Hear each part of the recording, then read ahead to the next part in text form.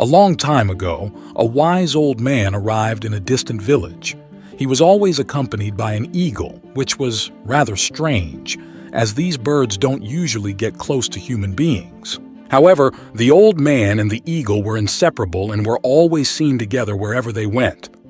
The villagers commented that the man was extremely wise, famous throughout the region for his great teachings. Even so, the wise man was very humble and stayed in an abandoned barn with his eagle.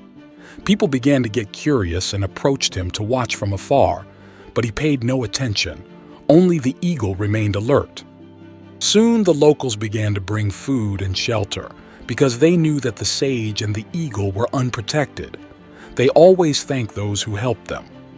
One night, a peasant approached the place where the sage and the eagle were resting and woke the sage up. When the old man turned around, he asked the visitor if he could help him with anything. The peasant knelt down and confessed that he had a question. They told him that the old man was very wise, and he wanted to know if he could answer his question. The wise man replied that no one is so wise as to have all the answers, but that he would do his best to help.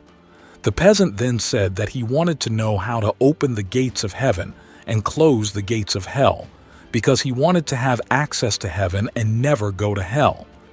The wise man and the eagle listened attentively, and at the end, the old man said, "What a silly question. It's obvious that you're completely ignorant." Upon hearing this, the peasant became furious and wanted to attack the old sage, but the eagle stopped him. At that moment, the peasant realized that the sage was blind and that the eagle was his guide. Ashamed that he had wanted to attack him, his anger dissipated, and he felt only compassion for the helpless old man, asking for forgiveness. Then the wise man told him, "Anger opened the gates of hell, and compassion opened the gates of heaven." The moral of the story is that it's the same for us. How often do we let anger guide us and miss great opportunities in life?